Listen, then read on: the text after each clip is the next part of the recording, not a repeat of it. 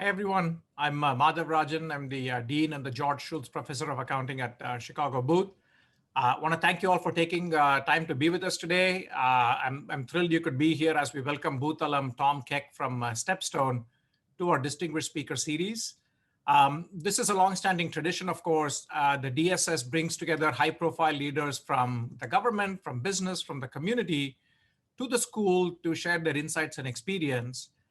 Last year, after the pandemic hit, we switched to a virtual format for the Distinguished Speaker Series, and it's turned out to be very well received by students and alumni across the globe.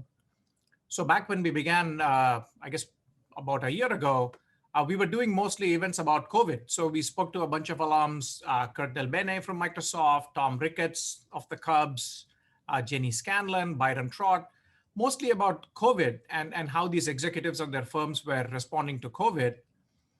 This worked out so well. We continued the series later in the fall. We had Ann Mukherjee from Pernod Ricard, North America, Dave McLennan of Cargill, and many others. And we've also been doing special DSSs at times targeted to overseas regions. So we did one with JP Gan in Shanghai, George Tanasevich of Marina Bay Sands for the Asia Pac region, and then with Julie Golden of the Lego Group for EMEA. So the format has worked well, and it's really allowed us to get great alums back to the school virtually to share their insights and thoughts with you. So this has been a huge plus overall. One thing we're doing slightly differently today is that I'm going to run the whole hour. Typically, we'll have Julie or Jessica or somebody do the questions. We're going to try this out where I just do the whole hour, but I encourage you to send in questions through the Q&A box. I know many of you have already sent in questions, and I have those. So I'll try to intersperse your questions with mine, and then we'll also have some time at the end for any additional questions you might have. So with that, I'm thrilled to introduce today's speaker. Tom Keck is the partner and head of research and portfolio management at StepStone Group, which is a global markets firm providing customized investment and advisory solutions to some of the most sophisticated investors in the world. He's also involved in the firm's responsible investing and risk management initiatives.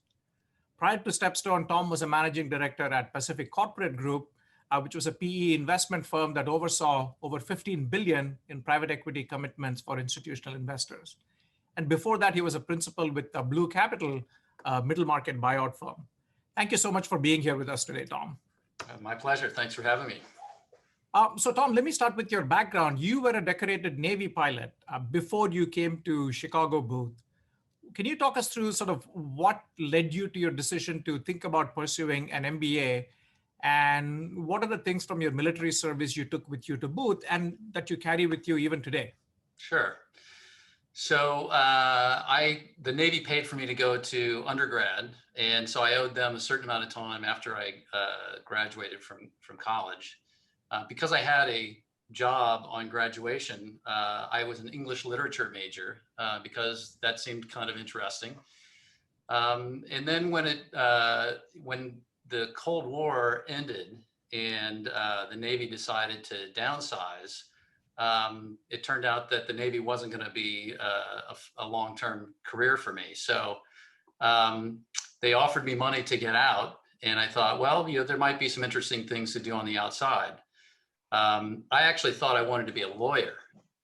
So I was all set to apply to law schools. I actually did apply to a couple of law schools, but as I was doing my due diligence on graduate school, talking to people that I knew that were in law school or who were lawyers, and then I had some friends that had been to business school, the lawyers all said, gee, law school was 3 years. It should have been 1. I'm a lawyer now. Nothing I really learned in law school do I use on a regular basis. And I'm kind of thinking about getting into business. All my friends that had been to business school said it was like the greatest 2 years of my life. I still am in touch with all these people that I met, and it was just, super fantastic. And I love what I do, blah, blah, blah. So a little light came on, and I said, maybe I should apply to business school also. And the more I thought about it, the more business school seemed like the logical place to go. I also thought a lot about kind of my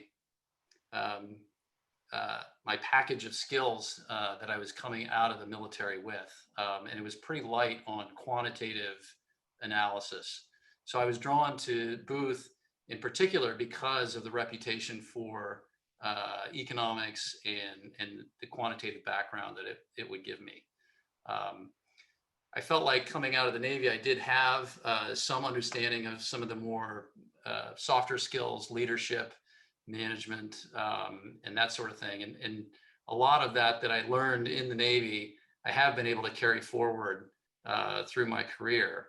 But I think a lot of what I learned at Booth helped me to understand what I knew from my experience having been in the Navy. So it was kind of, it refined, I guess, that experience a little bit and made it a little more accessible as I've kind of gone through a number of different stages since I graduated.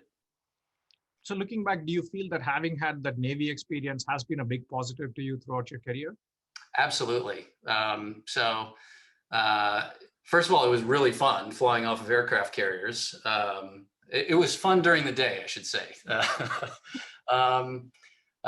Terrific experience. Got to see a lot of the world and really got to meet a lot of people from different walks of life. I had grown up in Champaign, Illinois, a couple hours south of Chicago, small town, hadn't really been exposed to a lot of different cultures and a lot of different ideas. So that diversity of people that I met in the Navy, I think is something that an appreciation of that diversity is something that I've been able to carry forward as well.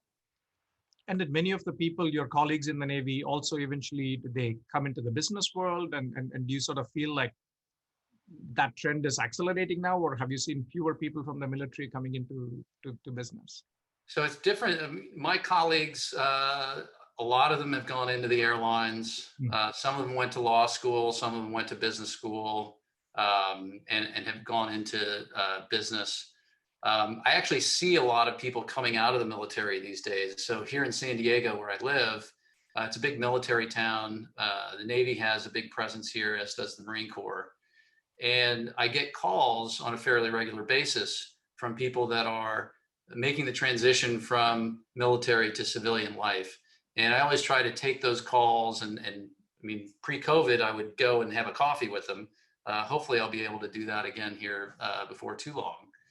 But it's really interesting to see the talent that is coming out of the military.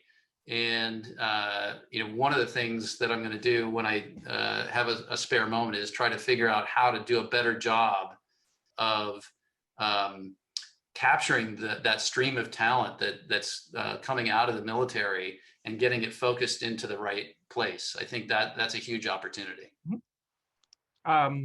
So maybe let's chat about StepStone and we can come back to the military. So you established StepStone, co-founded it in 2007, and it's grown exponentially and culminating in an IPO this past year. So let me first ask you about what was it like to go public during the pandemic, and in hindsight, would you have done it differently in terms of the timing? It's interesting when the pandemic originally hit, we had been working on going public for a number of years. It's not something that you just wake up and decide to do one day. It is something that you need to plan out and develop a whole range of capabilities to get there. And so we had originally planned to do it in April of 2020. And then, when the pandemic hit, we thought, well, that's it for 2020. We'll try again next year. Having been a lifelong Cubs fan, maybe next year has been in my vernacular for pretty much my whole life, except for 2016, I'm happy to say. So in any case, we thought for sure that it would not happen in 2020. And then over the course of the summer, as the capital markets recovered and IPOs started to happen again, we realized that there was going to be an opportunity to turn it back on. And knowing what I know now, I wouldn't have done it any differently. It actually turned out really well in that the roadshow is completely virtual. So what traditionally is a very grueling process, it's still a lot of meetings in a short period of time, but at least the travel was much more manageable. So it actually worked out incredibly well, not unlike other aspects of COVID, moving things into the virtual world. There's actually been a lot of pickup in some ways in productivity. Mhm. So let me talk about that for a bit. With the travel restrictions from the pandemic, as you mentioned, has that been an impediment to establishing new relationships? And have you leaned more heavily on your existing LP pools for new commitments? Or how have you played that out? So definitely there is a strong preference towards relationships that we had already established. So while we have brought on some new accounts, to a large extent, they're accounts that we had already been working on previously. Now, in our business, it's a relatively long sales cycle. So, it would normally take a year or two to develop a relationship for it to become a fully fledged. We have different kinds of customers. We have institutional customers who maybe have a separately managed account or an advisory relationship. We have other customers who are invested in our commingled funds, more traditional LP relationships. Those we have had, we've been able to raise relatively large funds and brought on new investors there relatively, I shouldn't say easily, but I will say, both through our experience and in talking to general partners that we work with, fundraising, the experience for fundraising has been very similar to what we experienced in our IPO, in that the elimination of travel and the concentration and the focus in the virtual environment has actually enhanced the ability to raise money from existing relationships. I do think that building the new relationships, kind of trust-based relationships that are critical to our business, is going to be a slower go until we can start to see people in person again. So your view is that once the pandemic is done, you will begin traveling, or maybe not as much as you did. So how do you think this is going to change fundraising going forward? I don't know. I think, certain of my partners can't wait to get on a plane and go somewhere. And others of us are pretty happy, working from the home office and being able to take all that time that was spent on airplanes previously and channel it into, productive work, or working out or reading a book. So I think for the people who've been working in an environment already, and they kind of have already established relationships, they kind of know how to do the things that they need to do on a regular basis. The virtual kind of working from home is totally fine, and you can actually increase productivity. We certainly have seen an increase in productivity, whether it's putting capital to work or being able to raise new money. But for the newer professionals, people that are just starting their career, I think it's going to be a bit more difficult. And I think one of the challenges that we as kind of leaders of these organizations face is, how are we going to sustain that apprenticeship model that we've kind of built our whole culture around, when you don't have those interactions where you're sitting on the same side of a table in a room with a potential client, an existing client, a GP, and there's just a little bit more that you get out of the body language, how the questions are asked and answered, when you're able to observe in that kind of environment, relative to here, where you kind of got the talking heads, and it's a little bit more like watching CNN. Mm-hmm. It's interesting you use the word apprenticeship business. I had a meeting with John Winkelried, from as well. He used exactly the same word, and he said, "Look, this is a business where you learn by watching other people do things." And he made the same point, that it's the new employees who have been the most disadvantaged through the pandemic. I think that's really true. And I mean, you see that in other aspects of the pandemic where the people that are sort of at the bottom of the food chain or, the lower levels of economic opportunity, it could be countries, they have been disproportionately impacted by all of this. And so I think, going forward, whether it's, making sure that we are developing our employees at StepStone or we're allocating capital to opportunities, I think we need to figure out how we're going to address that situation. So just going back to the last year again, Tom, sort of what have you learned about yourself as a leader? Has this been revealing to you about yourself or maybe others on your team? I think I really don't enjoy talking on the telephone. And so I've always, throughout my career, tried to avoid doing that. And of course, you can't not spend time. So I've gotten a lot more comfortable with this type of a format where it's not exactly on the telephone, but it's not an in-person meeting either. So it's taken me out of my comfort zone. And I've tried to figure out ways to maintain and develop those kind of personal relationships, primarily with people inside of StepStone. Those were relationships that developed more organically as you would see people. You'd be in the London office, or you'd be in the New York office, or you'd be in the Sydney office, and you would, spend time with people.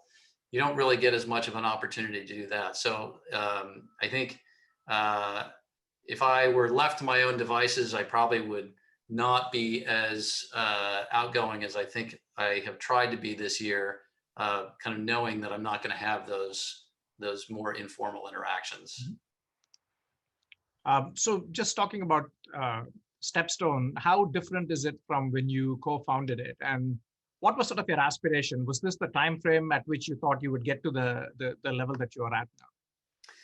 So when we started StepStone in 2007, it was, my dog, a couple of partners. We were in our spare room in my house, and we didn't have any clients. My wife was the receptionist, and so we had a vision for kind of the business model that we wanted. We had a vision for the culture that we wanted, but really, when you start a business, you can't see more than 2 or 3 years ahead. So I think we had put together a business plan, and we thought, maybe someday we'll have 60 employees, and then we really will have killed it, if we ever get there. We have almost 600 employees today. So, so on the one hand, you asked the question how different is it than what you envisioned? It's completely, order of magnitude different than what we ever dreamed of. On the other hand, it's very similar to what we kind of originally had envisioned. So the kind of core tenets that we built the business on, we wanted to be very research focused. We wanted to be focused on customization of portfolios to meet the needs of institutions. We wanted a collegial and open culture, but similar to the culture at Booth, we wanted people to feel free to speak out. You can raise issues that you see with something. It needs to have some evidence behind it. You need to be able to back it up. But we wanted to have that spirit of inquiry, that obligation to dissent, as we sat around the table and thought about investments to make. And that culture is alive and well today, even though we've done a number of acquisitions over the years. Our growth, particularly in the last 5 or 6 years, has been more outside the United States than in the United States. So more than half of our revenue comes from non-US clients, which is exciting. I mean, we did want to build a global firm, but again, I don't think we thought that we would have that level of success. So maybe going into that a little bit more, Tom. So you and your co-founders, you help encourage and nurture what you call this one team approach, right? That you're offering investors. As you become international with, as you said, 600 employees, 15 plus cities, how do you make sure that that culture spreads?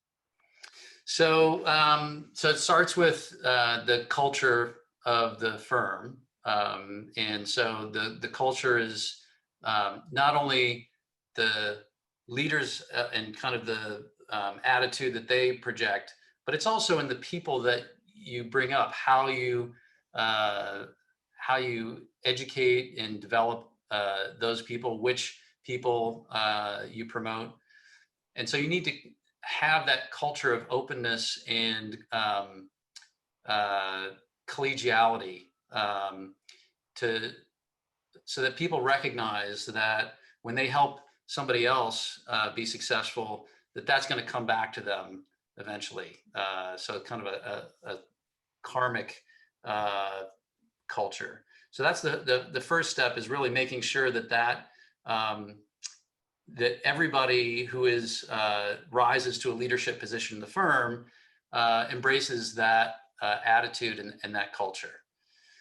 I think the second thing is that the culture needs to be open. So there's again, there's sort of the core tenets that you have of what you want to build, but you then need to be open to incorporating other elements, or cultural elements, could be process elements, systems, ways of doing things, when you find better ways to do things.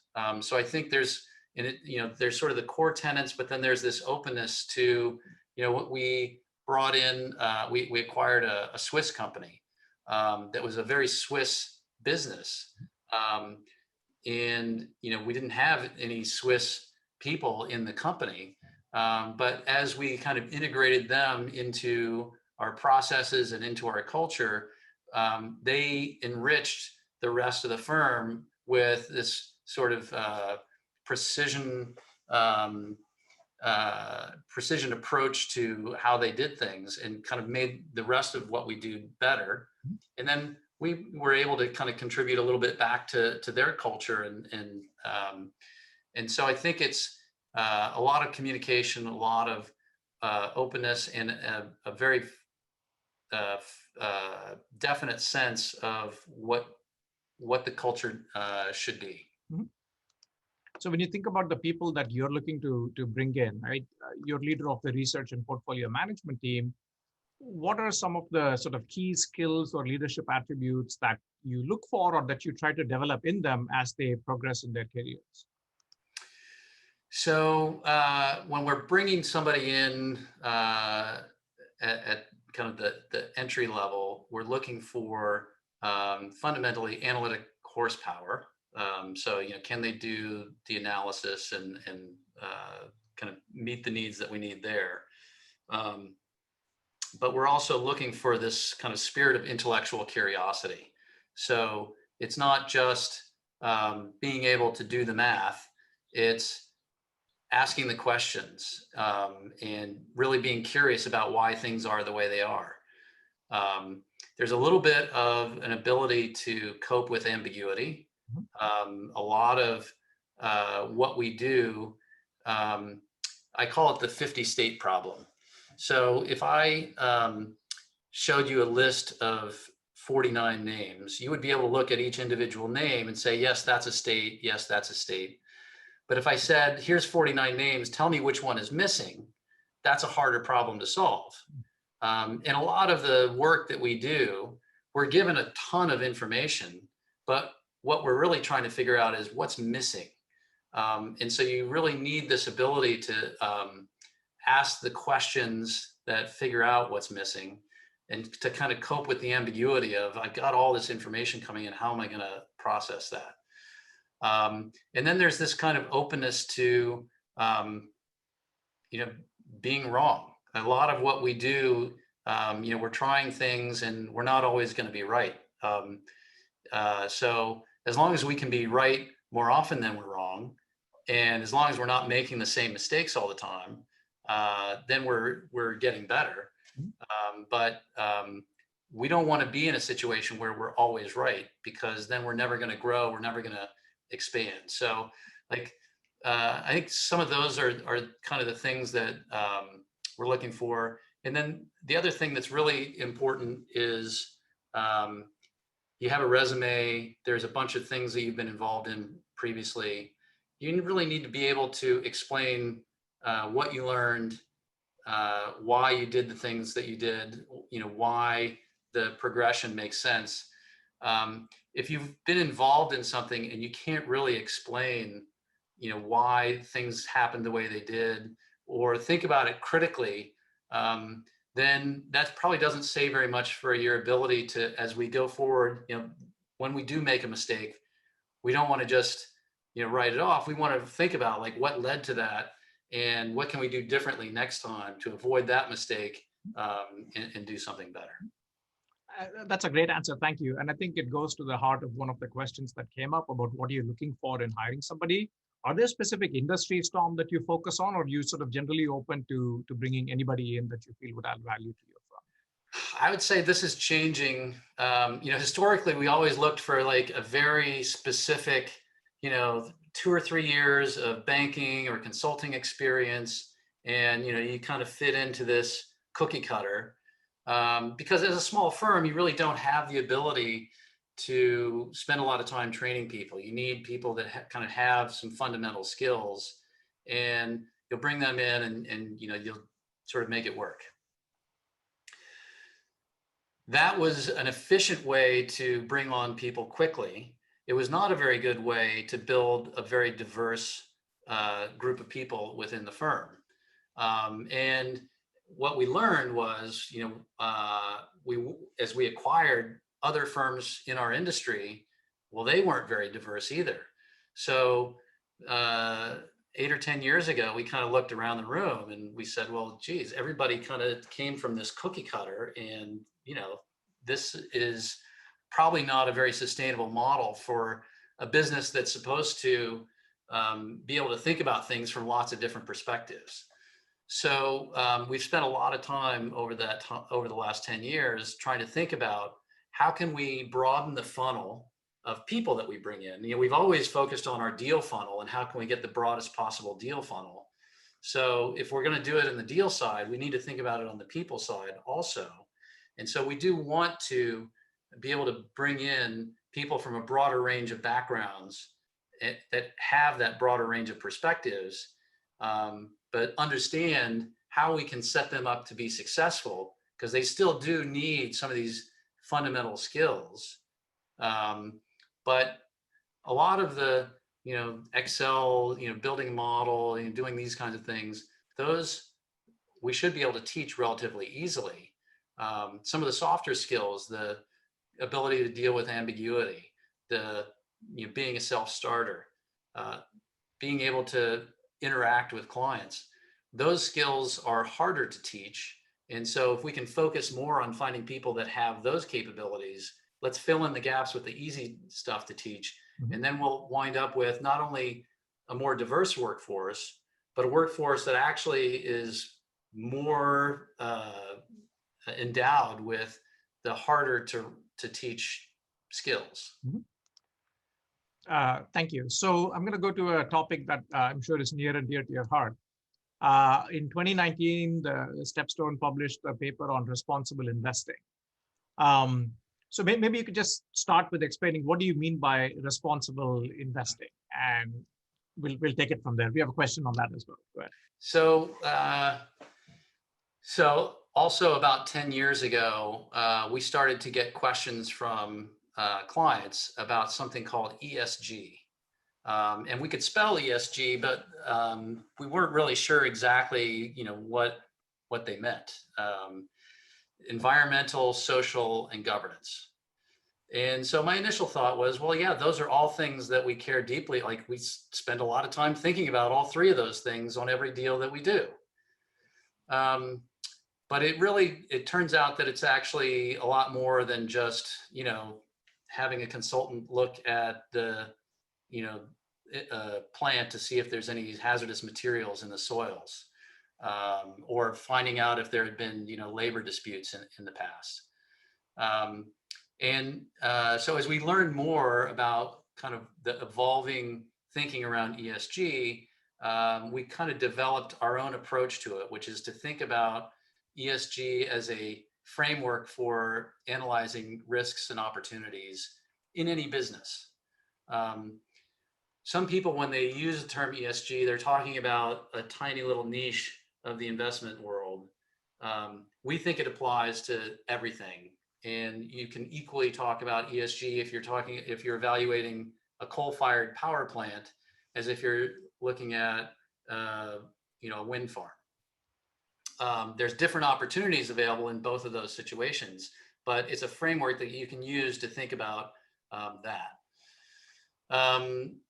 And so that ESG applies to everything. And then responsible investing incorporates not only ESG practices, but then also what we call impact investing. And impact investing is really, you're not just trying to not have a negative impact, you're actually trying to provide some sort of a positive impact on something. And this is, again, where it kind of gets not very well defined.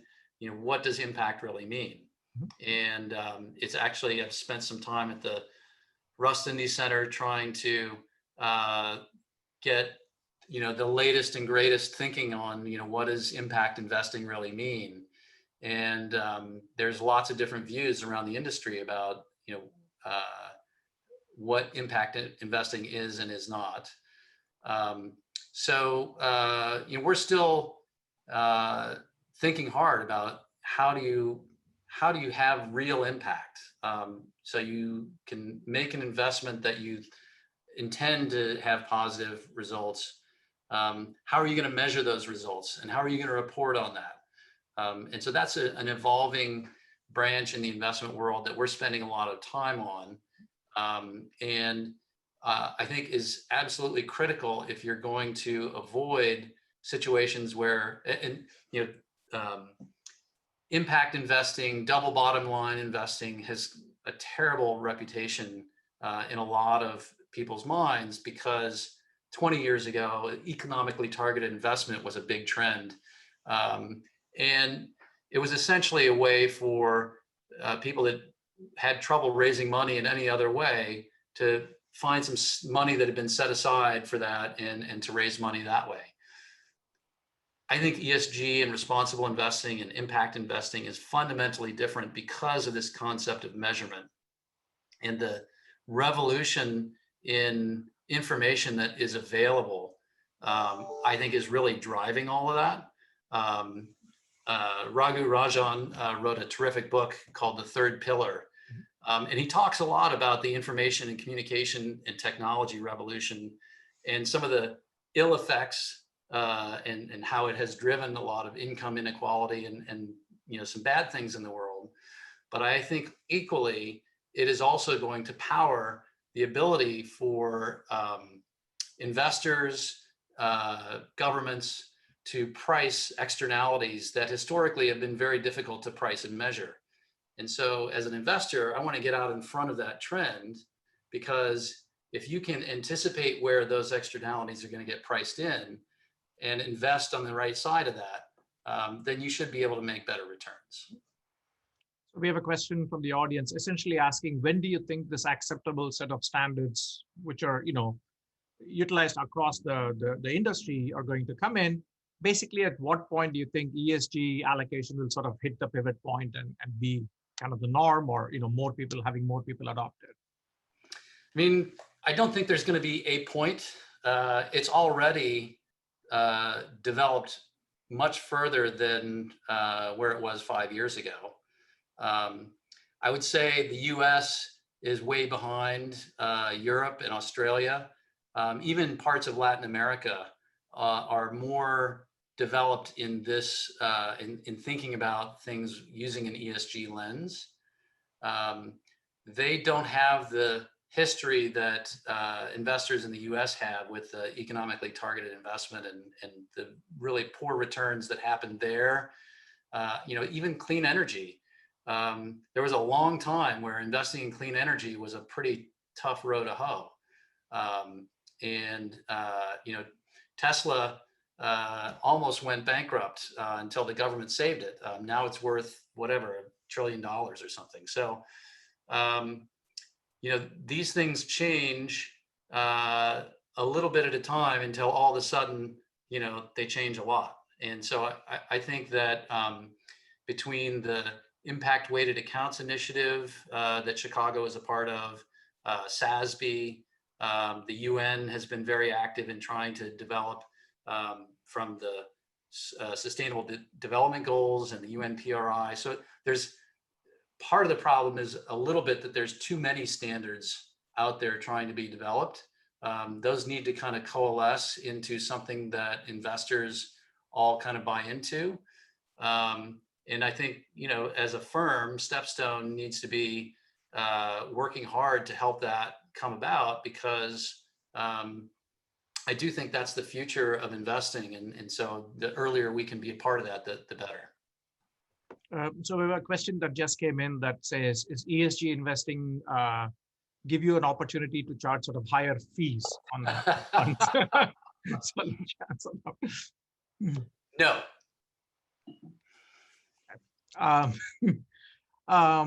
So one of the words that gets used a lot is this notion of sort of greenwashing. Is that something you worry about when you read reports? How do you try to sort of get around that part of it? Yeah, so greenwashing is definitely a big problem. And that's what this whole concept of measurement and transparency and disclosure is aimed exactly at that issue. There's a little bit of job security for StepStone because greenwashing is out there and it's not always easy to detect. I think to the extent that we can be good at avoiding situations that effectively are greenwashing, then that's going to be value added to our clients. So it's absolutely a risk. It's something that we spend a lot of time thinking about. Mm-hmm. So we have a question asking if you could just talk about, after you left Booth, sort of what were the various steps in your career till you had StepStone? So when I was at Booth, I had never taken an accounting class. I had never taken a finance class. And I think those were two of my favorite subjects. I always had figured that accounting was going to be the dullest thing ever. And I was endlessly fascinated by it. So coming out of Booth, I wanted to either be a CFO or be in private equity. But I also, recognizing that I had spent 7 years in the Navy and didn't really have any marketable experience, my experience at Booth was so good, I thought, well, maybe I'll go do something that's sort of an extension of business school, so I can continue on this super steep learning curve. So that's how I got interested in McKinsey, which is sort of an extension of business school. There's a pretty aggressive training program, not so much on finance and accounting necessarily, but really focused on analytical approaches, problem solving, communications, interactions with different types of clients. And so that was really a great environment for me to kind of, I was already on this steep curve to kind of keep that growth path. The downside for being at McKinsey, while I was working with private equity clients and doing work on M&A situations, there's typically, a very limited role for a consultant in the overall transaction that's happening, or you're deeply involved in the post-merger integration, but it's after the whole transaction had already taken place. So I wanted to get closer to the coalface of where the transaction was happening and kind of be more broadly involved. And so it was 1999 where I got a call from a headhunter who said, would you like to do corporate development for an internet startup? So that seemed like a good opportunity to get closer to the transactions and kind of make my way towards this thing called private equity. Now, they teach you at Booth not to try to time the market. I can say from personal experience that is good advice. So I joined my internet startup in February of 2000.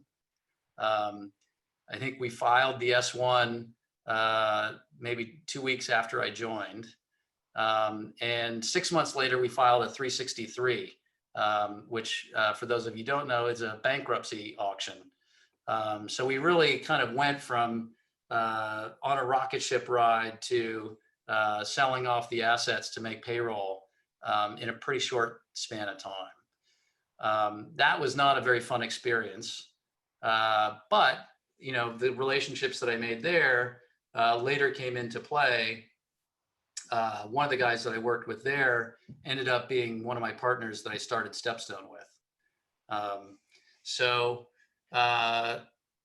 Even the really terrible experiences that you have can be fairly formative in what you learn about yourself, what you learn about the other people that you go through those experiences with.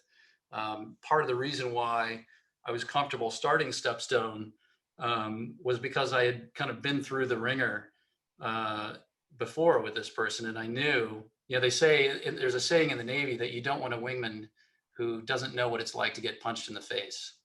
Because the first time things get a little hairy, they're going to run away.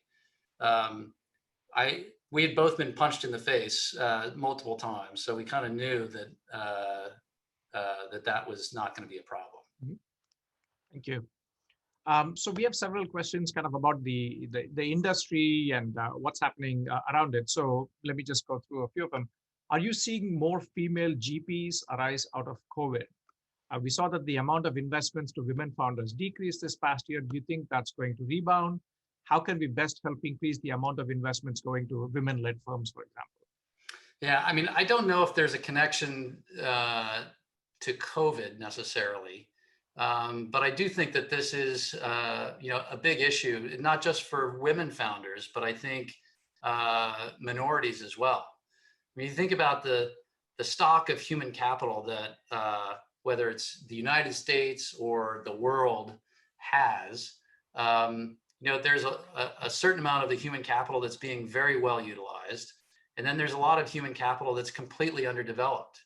And I think, if you look at productivity over the last, 20 or 30 years, the growth has slowed pretty dramatically. We got a big boost from the internet, but since then, it hasn't been very inspiring. I think if we're able to do a better job of developing and leveraging all of the human capital that we have, rather than just focusing on a small subset, then that productivity curve is going to improve. So that sounds like a very easy thing to do, but all the things that have led to us underutilizing minorities and women historically are processes that are slow to turn around. So it would be great if it was just COVID, and once we get that behind us, we'll be kind of, back to normal. But I think it's a longer term issue that is, making sure that investors have the right attitudes, but also providing the support and the experiences and the sponsorship and the development of the individuals as they develop their careers, so that, starting a business, it takes a lot of courage, maybe stupidity, but it takes a tremendous amount of self-confidence. I certainly never thought that I had the self-confidence. We had already been running a business that looked exactly like the one we ended up starting. We were trying to turn it around, and for a number of reasons that we don't really need to get into, the turnaround didn't work. But we had learned enough about the business model to know that it was going to work great, and that the market was headed in that direction. So when we were kind of freed of the legacy issues of that business, we were able to start something from scratch that was perfectly suited for where the market was headed. Mm-hmm. So to me, it didn't seem like starting a business. It was like we've already been doing this. So, there's a certain amount of confidence, of maybe hubris in starting a business, and you need to kind of coach people to kind of get into that mindset and have the necessary set of skills to not just see an opportunity, but to do the 12 or 15 turns along the way that you have to in order to actually put together something that takes advantage of that opportunity. Question about, again, human capital, but on the other side, what human capital information on companies you invest in do you consider, and what would you really like if it were available? We get a tremendous amount of information. We spend a lot of time with the GPs that we invest with. We have all their backgrounds. Like we do background checks. Like there's a tremendous amount of data and information that you get. The tricky part is figuring out what correlates with successful investment performance. We're starting to get a sense of that. But there's not, it's funny, a good friend of mine was a biology PhD. The Navy had paid him to get his PhD in biology. And they said, well, we want you to come out here to San Diego and evaluate the Navy SEALs. And we want you to find out, like, what's the difference between the people that make it through the training and the people that don't make it through. And so, he's got his measurement tools out, and he does all this work on all these people to figure out, like, what's the difference between the people that make it and the people that don't make it. And he's got sheets and sheets of all kinds of data and information. And there's no one indicator that points to it. At least there's not a physical, biological indicator. So again, that's kind of job security for us. Like there is information out there about who's going to be successful, who's not going to be successful. It's not infallible, but you get a pretty good indication. And we spend probably 40% of the effort that we do on any investment on evaluating just that piece of it. So we have a question sort of on what makes you successful. And the question says, okay, it makes sense that a Navy pilot got into McKinsey after Booth, but how do two guys from a failed internet startup ever raise funds for a new venture? What is your secret? That's a great, so we ended up raising money from a billionaire, and we only needed about $3 million. So it was kind of, he was able to, it wasn't a make or break investment for him. And the guy who was running his family office was my partner's best friend. So we kind of had an inside track on being able to explain what our business plan was going to be. Now that doesn't mean that he took it easy on us. In fact, he's still on our board. He's been a terrific partner through the whole thing, kind of knowing when to kind of tighten the screws on us and when to kind of loosen them up and let us run with it. So, it was, I think we had enough of a background in what we were doing, and we had a pretty specific vision for what we were trying to build to get him comfortable.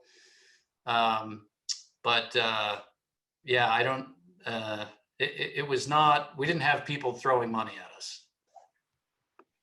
A couple other questions about the industry. One from a student standpoint, asking just your advice. What advice do you have for an MBA graduate who wants to get into investment management, given that there's more competition, too many similar managers in the industry, and so on and so forth? Sort of, is this the right industry for somebody to come into? Putting my McKinsey hat on and sort of look at the investment management industry, margins have been coming down pretty dramatically, since I graduated from Booth, really. So the industry dynamics, you've got, a few behemoths who are able to take advantage of economies of scale through, passive strategies. Index investing, the mantra of Gene Fama has been unbelievably successful because it works, at least in the public markets.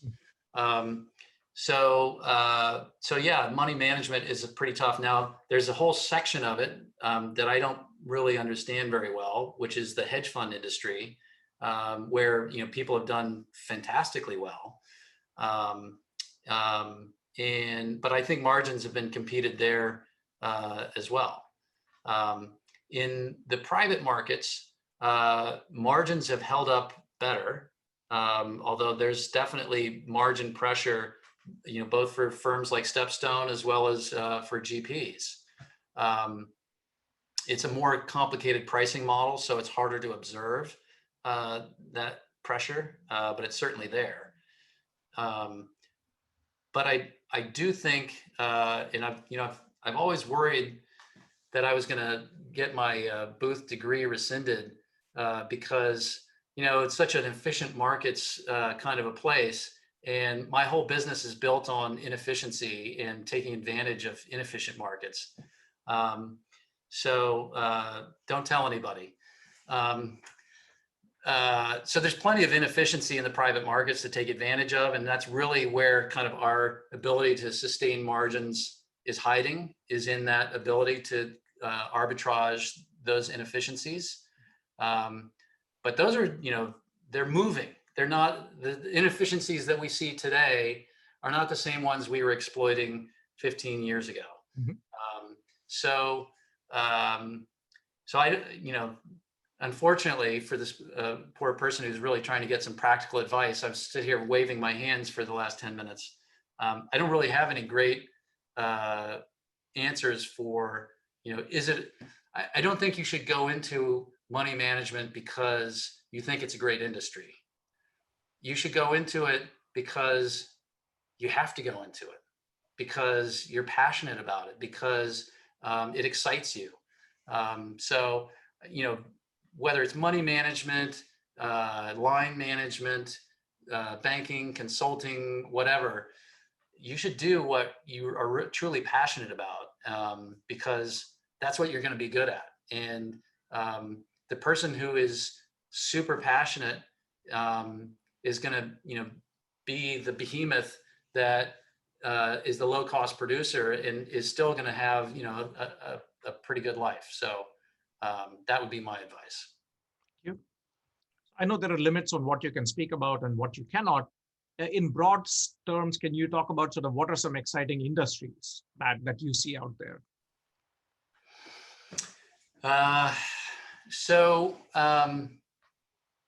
There's a lot of excitement these days, and I mean, our portfolio companies that are focused on, vertical market software, enterprise software, SaaS businesses. Mark Andreessen said, I don't know, 10 or 15 years ago that software is eating the world, and it is. Every industry, there are software solutions that are dramatically changing how the business works. I mean, we spend a tremendous amount of our time at StepStone developing our own software, and so that's gotten a tremendous amount of excitement. We talked about Tesla earlier. Tesla is not a car company; it's a software company. There's no reason why you would ever value it the way you do if you thought it was just making cars. But the whole autonomous driving thing is really what's driving the valuation. So this power of information is really driven valuations very dramatically. So that's sort of exciting today. Now, if you'd gotten into that business 10 or 15 years ago, you'd be pretty happy. The key question is, what can you get in today that's going to be where SaaS and information technology is today? I mean, I think there's tremendous opportunities in industries where that information technology hasn't yet taken hold. So it's really more in a lot of old line industries. I've been thinking a lot about agriculture lately. changing sunlight into protein is kind of one of the older industries on the planet. The technology, actually, I think I saw this on a Chicago webinar, so I should not, this isn't my own insight, but the technology used to turn sunlight into protein hasn't changed in like, I don't know, 10,000 years or something ridiculous.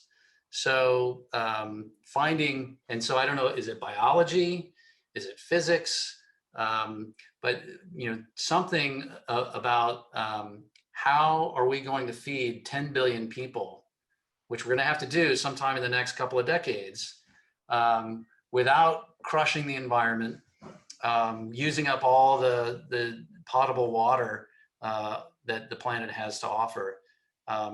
That's a pretty big challenge. And so I think if you get involved in a business that is kind of headed towards solving a big problem like that, then that's going to be a growth area.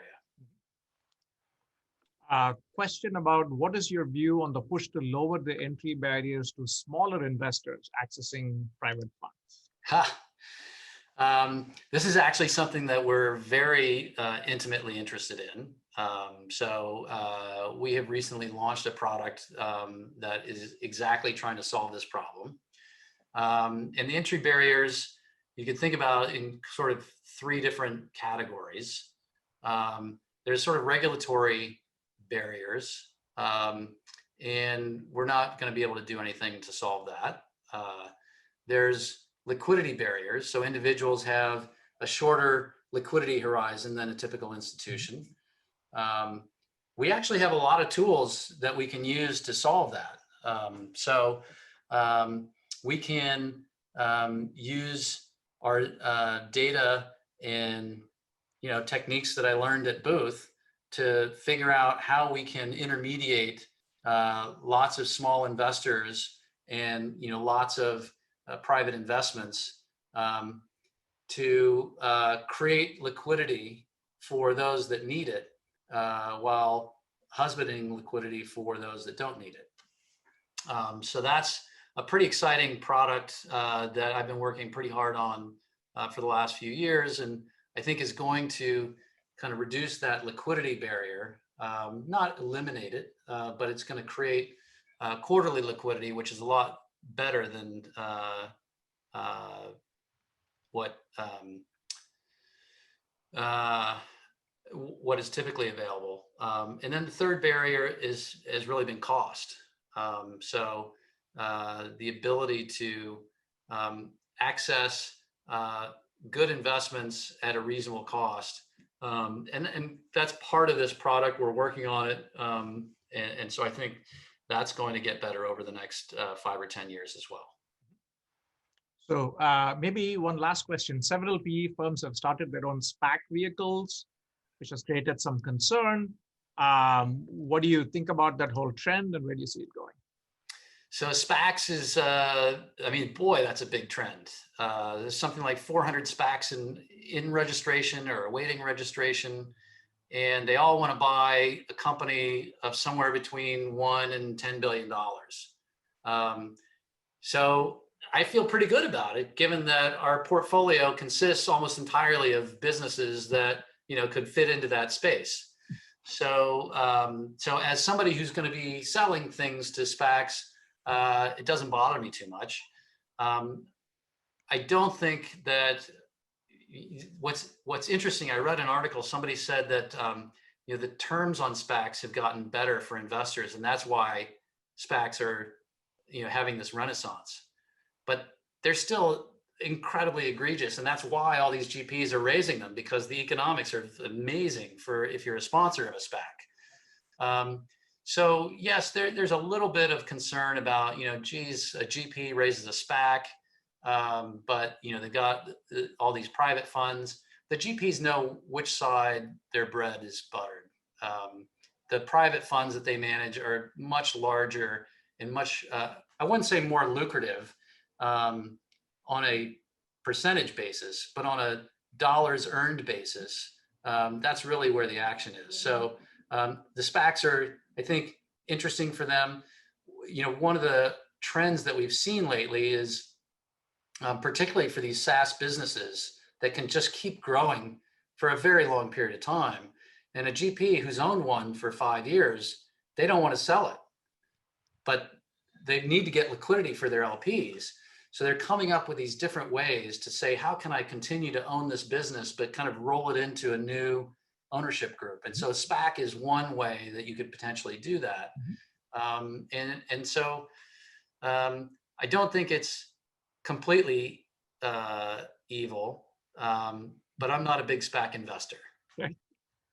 Well, thank you for your candor. We're out of time. And I have to say, this was incredibly interesting for me and the audience to learn about your history and all the things that you've been through. And congratulations on the great success of StepStone. And thank you for taking the time to share your wisdom with our audience today, Tom. It's been such a pleasure.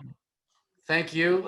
My success, I owe it to a lot. And Booth is certainly one of the big contributors. So I appreciate all that it's done for me.